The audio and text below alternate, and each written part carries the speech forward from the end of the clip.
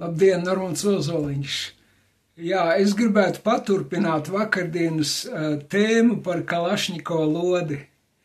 Jā, vakar es ierakstīju tādu ierakstu, tātad interesanti, kas izraisīja, tādu polēmiku un, tādu pretestību.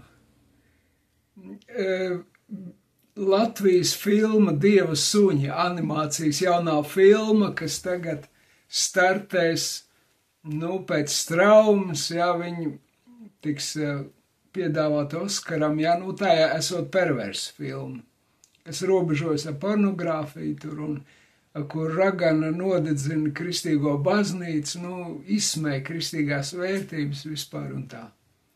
Man bija tāds vārds. Jā, tā ir tāda zīme, redziet, tā titula bilde, kur tur ragana ar lāpu un baznīca deg. Jā. Un man bija tāds vārds, jūs neklausījāt Dievam, tāpēc Kalašņikova automāta lodi jūs mācīs un audzinās. Jā, protams, ka mēs esam par visu labo. Oi, kurš tad nav? Mēs par visu labo pret visu slikto. Kā tu tā var runāt? Bet palasiet Bībeli. Ko saka pravieši? Jā? Vai tur ir daudz laba? Tur pārsvarā ir tiesa. Jā, pārsvarā tur ir tiesa. Un, ja jūs gribat patiesību uzzināt, tad, ziniet, patiesība ir skarba, bet tā ir patiesība. Viņa nav, to mēs neizvēlamies, saprotiet. Un interesanti, es jau domāju, ka visi tiem Kalašņikoviem ir jāizbeidz, beidziet. Man bija kāds dialogs pirms dažām dienām, ar Kalašņikovu lodi. Es domāju, saprotiet, nekad to neteikšu. Nekur to nerakstīšu. Viss, šīs jau tiešām nav nekur publicējams. Tas, lai paliek, tas nav no Dieva, beidziet, ja? Tas nav. Un saprotiet, bija tā, it kā man ir tāds dialogs ar Kalašņikovu lodi. Māci mums mīlēt Dievu, māci mums mīlēt vienam otru, māci mums pazemību, ja? Saprotiet, it kā Kalašņikovu lodi būtu Dievs. Bet viņa nav Dievs, tā ir lode, tas ir nāves ierocis. Un es teicu, es domāju, tas ir mani smadzenes bišķīt sagājuši šķērsā. Ziniet, kas tik neienāk prātā stolbējā. Tika Mārtiņš Luters teica, ak, tu vecā ielas meita prāts, jau. Viņš blandās apkārt. Un šorīt, tieši šorīt, redziet, Dieva gars ir tas, kas ierosina. Jā. Viņš ir tas, kas tev uzrunā. Un interesanti, kad te ir rakstīts, kad par pravietošanu tātad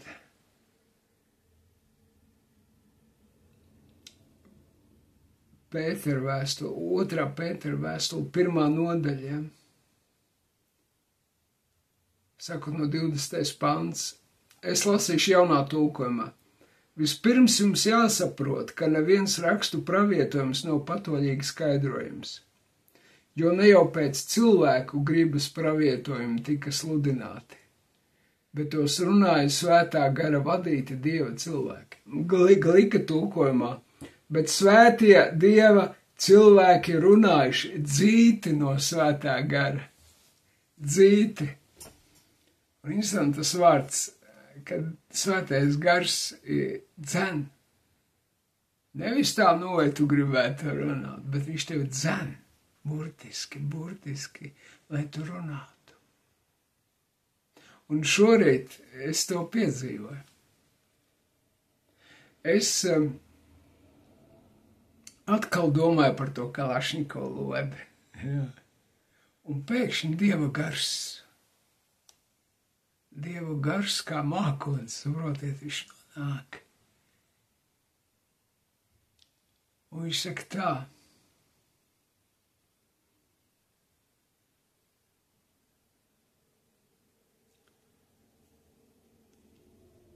Redzi,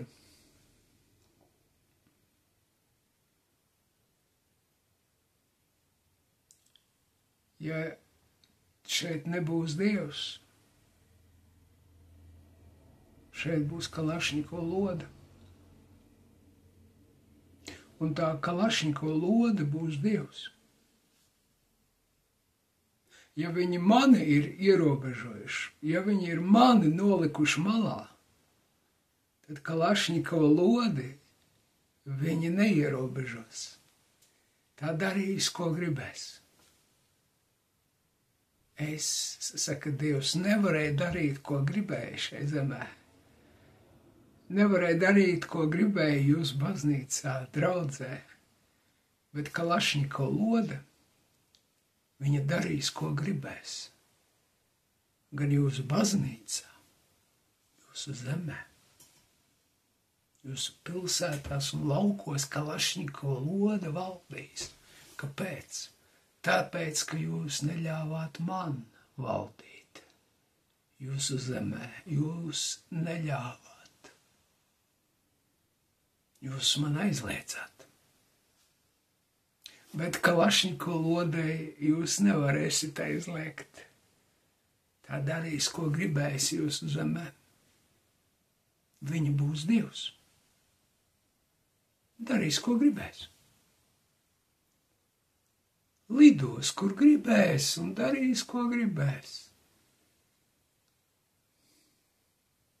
Tā notiks. Kāpēc? Tāpēc, ka jūs aizliedzāt mani. Jūs aizliedzāt Dievu savā zemē. Jūs nodedzinājāt baznīcu.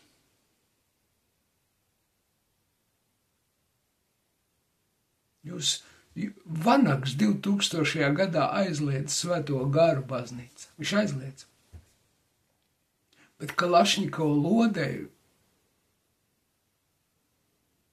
viņš neaizliegs. Tai viņš neaizliegs. Tā valdīs šajā zemē. Tas ir viens, ko es saņēmu. Redziet, nākamais ir tas vārds.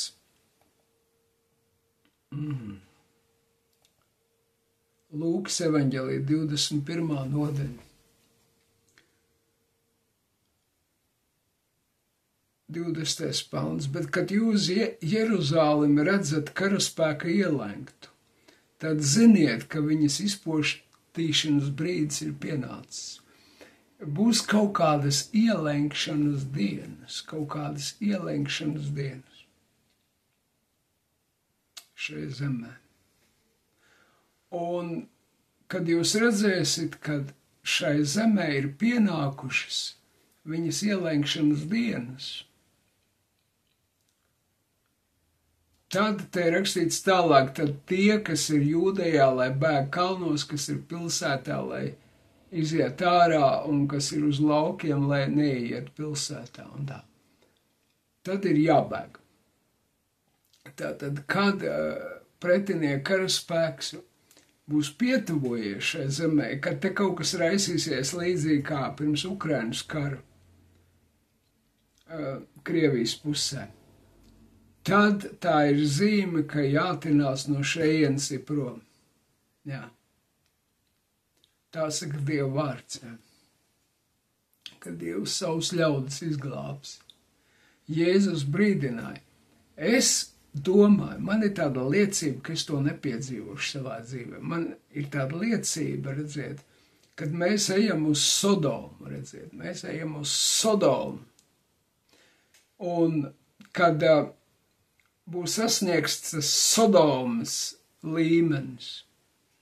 Jā, ka mums ir tā, mums jau iet uz leju, visi iet uz leju, visi iet uz Sodomu. Mums prezidents ir gejs, un Vanaks aizliedz viņu kritizēt. Viņš teica, ne, viņš norāja visus tos, kas to kritizēja.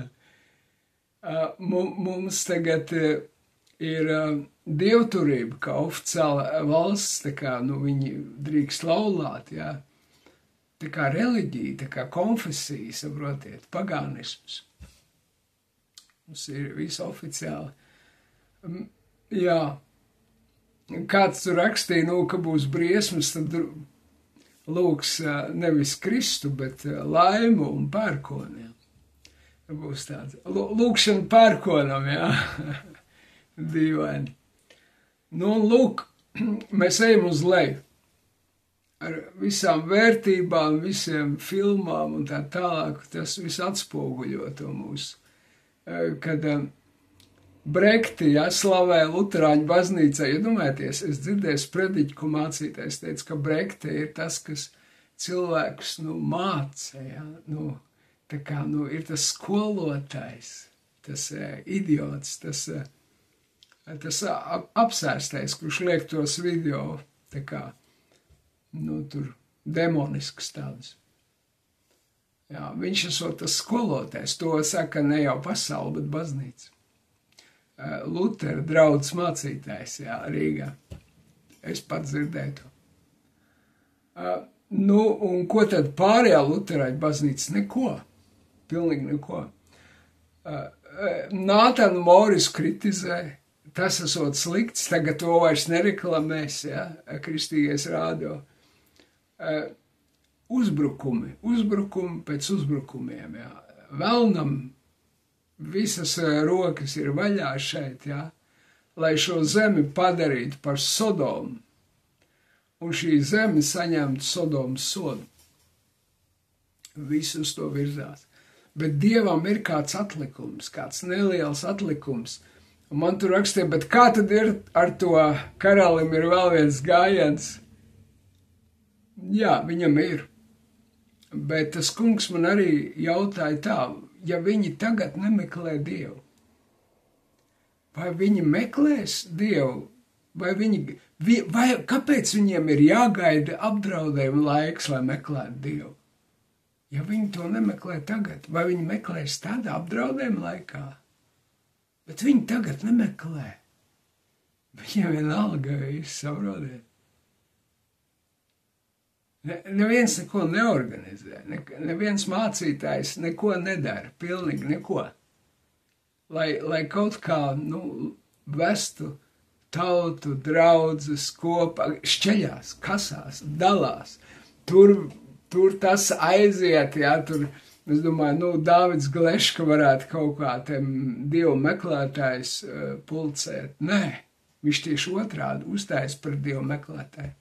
Viņš saka, jūs tur nepareizi uzvedaties, jums nav tur izpausmes kaut kādas nepareizi.